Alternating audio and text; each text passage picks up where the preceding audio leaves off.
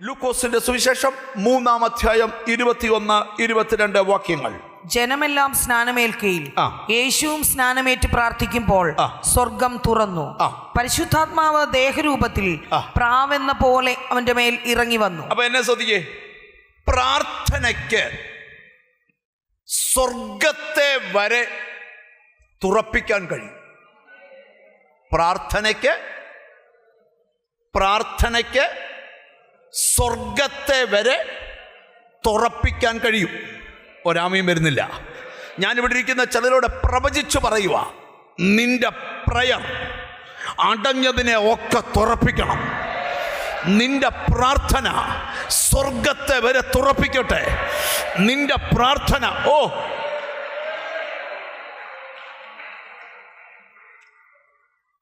യേശു സ്നാനമേറ്റ് പ്രാർത്ഥിക്കുമ്പോൾ സ്വർഗം തുറന്നു. നിനക്കതിൽ നിന്നുള്ള ദൂതെന്താ? നീ പ്രാർത്ഥിക്കുമ്പോഴും സ്വർഗം വരെ തുറക്കപ്പെടും. ഗ്ലോറി.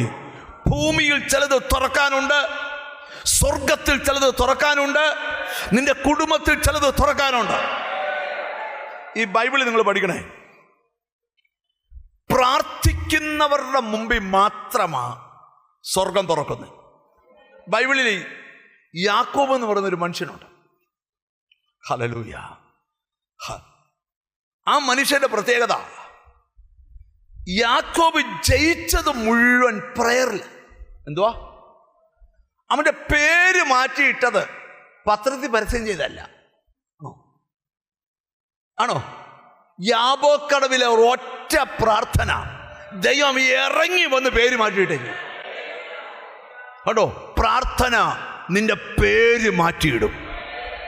ഒരാമയും പറഞ്ഞു തുടങ്ങണം. ഹല്ലേലൂയ.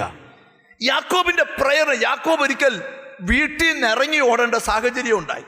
ഒരു വനത്തിനകത്ത് അല്ലെങ്കിൽ ഒരു നിർജ്ജനമായ പ്രദേശത്ത് ഒറ്റയ്ക്ക് ഇരിക്കുക. ഹല്ലേലൂയ. ഒറ്റയ്ക്ക് ഇരിക്കുമ്പോൾ ബൈബിൾ പറയുക, അവനൊരു സ്വപ്നം കാണുക. സ്വപ്നം എന്താണെന്നറിയോ? സ്വർഗം തുറന്നിട്ടിരിക്കുക. ഒരു ഗോവേണി സ്വർഗത്തിന്റെ വാതിലിനെ തൊട്ടുകൊണ്ടിരിക്കുക. നിങ്ങൾ അതിനൊന്ന് ശ്രദ്ധിച്ചിരിക്കണം. പ്രാർത്ഥിക്കുന്നവൻ ഉറങ്ങാൻ കിടന്നാലും സ്വർഗം തുറക്കും. ഒരാമയും വരുന്നില്ല. ചെല്ലു പറഞ്ഞിട്ട്, ഇന്നലെ രാത്രി ഞാൻ ദിവ്യ ദർശനം കണ്ടിട്ടുണ്ടോ?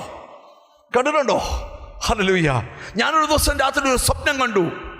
നക്ഷത്രങ്ങൾ, ദൈവത്തിന് സ്തോത്രം, സ്പാർക്കായി നക്ഷത്രങ്ങൾ താഴേക്ക് വീഴുന്ന കാഴ്ച. ആ രാത്രി എനിക്ക് വലിയ ദിവ്യ ദർശനത്തിന്റെ രാത്രിയായിരുന്നു. ഞാനിവിടെ ഇരിക്കുന്നത്, അങ്ങനെ ഒരു രാത്രി മുമ്പ് ഒരിക്കലും ഉണ്ടായിട്ടില്ല, പിന്നെ ഇന്ന് വരെ ഉണ്ടായിട്ടില്ല.